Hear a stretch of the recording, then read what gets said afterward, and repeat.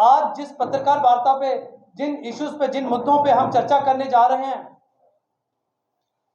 वो उस चीज को खोखला करता है, प्रधानमंत्री के उस नारे को खोखला करता है जिसमें प्रधानमंत्री ये कहते रहे कि पंचायतों को सशक्त किया जाएगा, पंचायतों को पावर दी जाएगी और जमीनी सतह पे विकास किया जाएगा। लेकिन जम्मू कश्मीर के अगर बात करें तो जम्मू कश्मीर में स्थिति ही कुछ और है, और जम्मू कश्मीर में उनका विकास तो जमीनी सतह पे कहीं दिखता ही नहीं, बल्कि लोगों के पैसे को ही इस्तेमाल करके ये विकास बनाने का प्रयास कर रहे हैं। अगर हम बताते चले कि सरकार ने जहां बैक टू विलेज लगातार चौथी दफा शुरू किया, वहीं वो लोग भी हैं जिन्होंने जम्मू कश्मीर के पंचायतों में विकास में अहम योगदान दिया, जिनके खून पसीने का पैसा लगा हुआ है। लेकिन सरकार ये कहती है कि हम भाई उनका पैसा नहीं देंगे। सरकार पीठ दबा लेगी विकास को लेकर, जब पैसे देने की बारी आएगी सरकार मुंह फेर लेगी। Mahatma Gandhi national rural employment guarantee act, जिसको एमजी नरेगा कहा जाता है, 2016-17 और 2017-18 का 200 करोड़ की लायबिलिटी आज भी सरकार पे है। और वो पैसा किसका लगा हुआ है? उस अनएम्प्लॉय नौजवान का जिसने जहां तो बैंक से कर्जा लिया हुआ है, जहां तो अपनी जमीन बेची हुई है।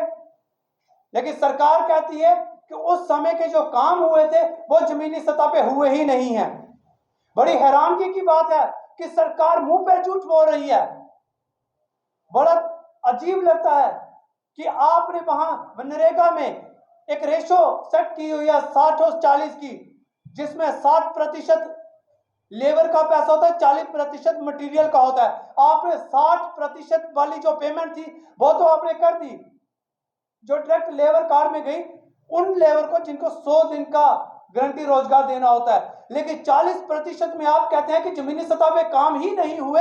अगर आप कहते हैं कि काम नहीं हुए तो मुझे ये बताना चाहिए, सरकार को ये बताना चाहिए, हमें आम आदमी पार्टी सवाल पूछती है कि इसके लिए तो सबसे बड़ा कपड़ा तो फिर आप इन्वॉल्व हैं उसमें कि आपके वीडियो ने कैसे काम को अप्रूव कर दिया। आपका जेई जब पंचायत ये काम प्रपोजल तैयार कर रही थी, आपका जेई साथ बैठा था, आपकी टेक्निकल एक्शन ने उसको कैसे अप्रूव कर दिया और वीडियो ने इस काम को कैसे अप्रूवल दे दिया? तो फिर तो उनको भी जेल में ठोकी आप। और उसके बाद एक और मखौल इस सरकार द्वारा किया जाता है, तमाम जम्मू कश्मीर में जितने भी डीसी हैं उनको चेयरमैन बना के कमेटी बनाई जाती है इसको वेरीफाई करने के लिए, और वेरीफाई रिपोर्ट भी सबमिट हो जाती है, लेकिन पैसा नहीं दिया जाता।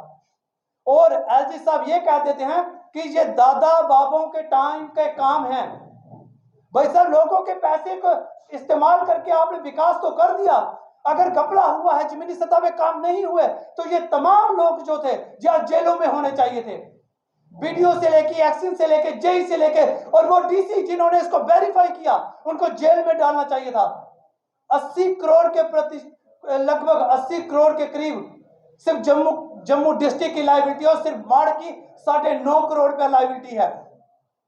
वह नौजवान क्या करेगा जिसने बैंक से कर्जा लेके ये काम करवाए हैं? और आप back to village 1, back to village 2, back to village 3, back to village 4 करते हैं, और उन बैक टू विलेज में जो पैसा इस्तेमाल किया जाता है वो कहां से आता है? आप ढोल नगाड़ों के साथ पंचायतों में जाते हैं, लेकिन ये लोग जो बार बार सरकार से ये कह रहे हैं कि अगर आपने वेरिफिकेशन कर ली, अगर आपने लेबर का पैसा दे दिया तो आपने हमारा पैसा भी तो दीजिए, उस 200 करोड़ को भी तो रिलीज कीजिए। लेकिन मोदी साहब की एक आदत रही है, काला धन लाना था लेकिन नोटबंदी करके गरीबों का, गांव के गरीब लोगों का पैसा बाहर निकाल लिया और कह दिया कि काला धन तो आ जाएगा, लेकिन हमने देश की अर्थव्यवस्था मजबूत करने से अंदर छुपाया हुआ पैसा निकाला। भाई आपने पैसा किसका निकाला? उस गरीब का। आपने जीएसटी लगा के तमाम छोटे कारखाने बंद कर दिए। आपने कहा एक पारदर्शिता है कि हमारे पास टैक्स का जो चोरी होती थी वो नहीं होगी, लेकिन हुआ क्या? एक गरीब का कारखाना बंद हुआ। और वहीं पे आपने कहा हमने जम्मू कश्मीर में पंचायतों को विकास किया, पंचायतों को सशक्त किया, लेकिन असल में आपने वो 200 करोड़ उस नौजवान का था जिसने बैंक से कर्जा लिया, आपने जमीन बेची आपने उनके पैसे को ही विकास कह दिया। यहां तो साफ जाहिर होता है कि देश का मुखिया और भारतीय जनता पार्टी वाले नेतृत्व वाली सरकार सिर्फ झूठ और झूठ बोलने में विश्वास करती है और जम्मू कश्मीर को झूठ के पैमाने पे तोले जा रही है। और बैक टू विलेज इनके चाहे एक था, चाहे दो थे, चाहे चौथा बैक टू विलेज अब जो शुरू हुआ, ये फेक है और एक टोटल प्रोपोगंडा है जिसमें सिर्फ मोदी साहब की वाहवाही करनी है, लेकिन जमीनी सतह पे ना तो कोई विकास हो रहा है, ना तो जमीनी सतह पे हमें कोई विकास नजर आ रहा है। आम आदमी पार्टी ये सवाल पूछती है, इस 200 करोड़ की लायबिलिटी को इमीडिएटली रिलीज किया जाए। अगर रिलीज नहीं करना है तो तमाम वीडियो से लेके, जेई से लेके, एक्सेल से लेके उन डीसीओ को अंदर हवालात में डालना चाहिए जिन्होंने इस काम को वेरीफाई किया, जिन्होंने इस काम को मौके पे जाके देखा, जिन्होंने इस काम को टेक्निकल तौर पे देखा, जिन्होंने इस काम को अप्रूवल दिया। आम आदमी पार्टी ये सवाल खड़ा करती है कि इस भ्रष्टाचार को जनता के सामने लाया जाए।